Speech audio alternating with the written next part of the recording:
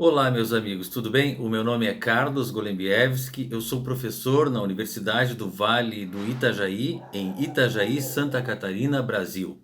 O título do meu trabalho é Presidente Bolsonaro ignora orientações médicas e Covid-19 avança no Brasil. Este trabalho foi apresentado no terceiro Congresso Internacional de Políticas Públicas, promovido pela Universidade de Salamanca, na Espanha.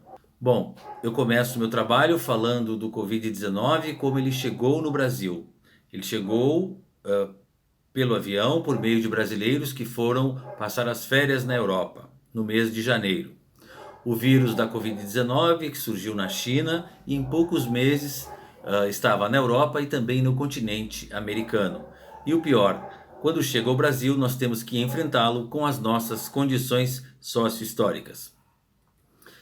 E que condições são essas? Nós temos uma das maiores desigualdades sociais do mundo, 20% da população do Brasil está na linha de pobreza.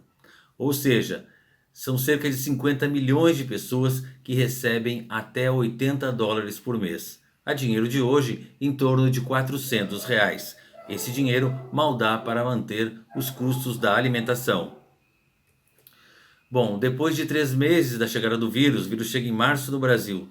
Lá no início de junho, na segunda quinzena de junho, agora passada, nós já estávamos com 44 mil mortes e em torno de 900 mil pessoas infectadas pelo vírus.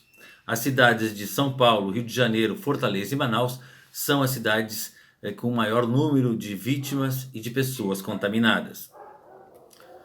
As mortes e a contaminação, melhor dizendo, chegaram nesse patamar porque o principal líder do país, o presidente da República, Jair Bolsonaro, desprezou a doença e as orientações institucionais, tanto do Ministério da Saúde quanto da OMS. Em função do que foi apresentado e do que temos visto na imprensa profissional do Brasil, a pergunta deste trabalho de pesquisa é: como o presidente da República, Jair Bolsonaro, se comportou em relação à pandemia do Covid-19 aqui no Brasil? Para responder essa pergunta, utilizamos uma edição de fim de semana do jornal Zero Hora, dos dias 4 e 5 de abril de 2020, isto é, na terceira semana de confinamento aqui no Brasil. O Zero Hora, para ter uma ideia, é o quinto maior jornal do Brasil, com uma tiragem média de 163 mil exemplares e 106 mil assinantes digitais. O jornal é editado pelo grupo RBS em Porto Alegre e também no estado do Rio Grande do Sul. Para atingir o objetivo dessa pesquisa, analisamos as manchetes de capa e duas matérias de edição de fim de semana do jornal Zero Hora, como disse. Além disso, este pesquisador se debruçou sobre o editorial, aquele momento, aquele artigo em que o veículo de comunicação expressa sua opinião sobre determinados acontecimentos. Bom, a manchete do jornal Zero Hora, a manchete do dia 4 e 5 de abril, como disse agora há pouco, é a seguinte: combate a vírus adia agenda de reformas planejadas para 2020. Essa edição, aliás, foi toda dedicada à pandemia.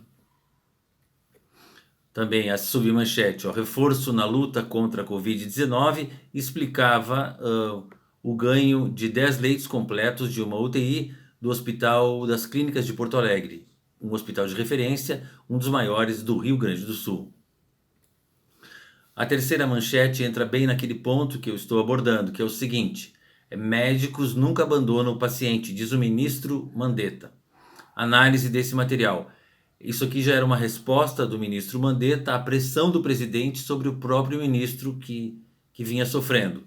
Ele estava aparecendo demais, o ministro, e isso tinha desagradado o líder do executivo, no caso, o presidente Bolsonaro. Desde o início do isolamento social, 16 de março, o então ministro passou as 3 primeiras semanas explicando à população brasileira o que era o Covid e o que o governo federal estava fazendo para combatê-lo. Essas explicações ocorriam todas as tardes e eram transmitidas pela televisão brasileira. A quarta manchete falava no pico de contágio que pode ocorrer entre maio e junho no país. Como eu já disse lá no início, também se confirmou esse fato, né, em relação ao contágio. Agora, as duas notícias. A primeira notícia diz assim: após as críticas, Mandetta diz que médico não abandona paciente. Ele quis dizer que o médico também não vai abandonar o país. O paciente era o Brasil, que estava doente e ainda está. Análise: essa foi uma resposta do então ministro da Saúde, Luiz Henrique Mandetta, que passou a enfrentar um problema a mais, além do vírus que estava em franca disseminação. Esse problema chama-se Jair Bolsonaro, que não sossegou enquanto não tirou o ministro do cargo.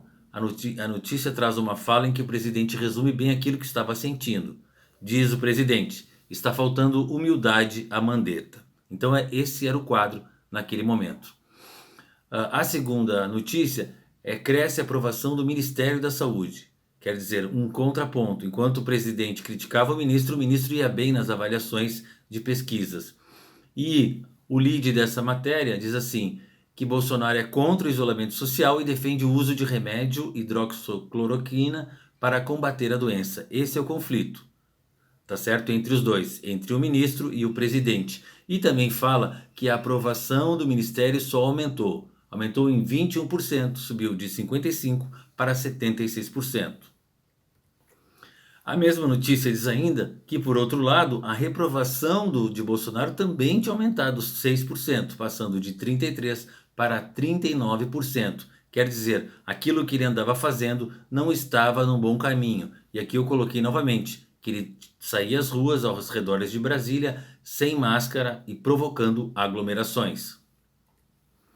Depois, o editorial, o jornal Zero Hora intitula como presidente errático, como se verifica um tom já de crítica em relação às ações presidenciais no combate à pandemia. E aí, avaliando esses editoriais, eu separei cada atributo que foi dado em 4 dos 5 parágrafos. Então são eles: confronto, um atributo do presidente, confronto, gestão centralizada, desintegrador, tá certo? Uma pessoa que não liderava, e a falta de liderança também aparece nesses editoriais. Vamos adiante aqui. Ao finalizar a pesquisa, conclui-se que o presidente da República teve um comportamento muito abaixo do que se esperava de um líder de uma nação como o Brasil, no enfrentamento da maior epidemia mundial do século XXI. No editorial, o líder da maior nação na América Latina é chamado de centralizador, errático, confrontador, desintegrador, sabotador, além de considerar inimigo quem discorda do seu pensamento. E tudo isso vivendo num país que tem 50 milhões de pessoas ali na linha da pobreza. E tendo que enfrentar uma doença invisível tão grave como o Covid-19. Também concluo, né, que o confronto e a sabotagem que ocorreram, que foi manifestado no editorial, também surgiram nas orientações do Ministério da Saúde, né, em relação à posição do presidente da República. E tudo isso foi relatado nas notícias 1 e 2. O presidente saía às ruas todos os finais de semana desde o início da pandemia para desmentir aquilo que estava sendo proposto. Tá certo? Desrespeitando, sobretudo, as orientações do Ministério da Saúde e da Organização Mundial da Saúde. E esse comportamento do presidente faz lembrar o que Bauman e Castells escreveram sobre a classe política. Bauman observa que os políticos cada vez têm menos poder local num mundo globalizado e as pessoas os consideram corruptos e incapazes de resolverem os problemas da população. Castells assinala nesse sentido que os eleitores cansaram das promessas e de um sistema que só funciona para os ricos. Isso, segundo Castells, é a crise da democracia liberal. Por último, a postura do presidente tem essa mesma lógica, o que interessa é o lucro das empresas e pouco as pessoas importam. Tanto que desde o início ele não seguiu as orientações médicas, mostrou-se autoritário e despreocupado até com as mortes que estavam acontecendo. E o resultado disso não poderia ser mais trágico. O Brasil hoje é o vice-líder mundial em relação ao coronavírus, com mais de 1 milhão de pessoas contaminadas e 50 mil mortes. Era isso por hoje, pessoal. Espero que tenham gostado. Eu queria agradecer às pessoas que assistiram à apresentação e também aos organizadores do Congresso. Um abraço e até a próxima.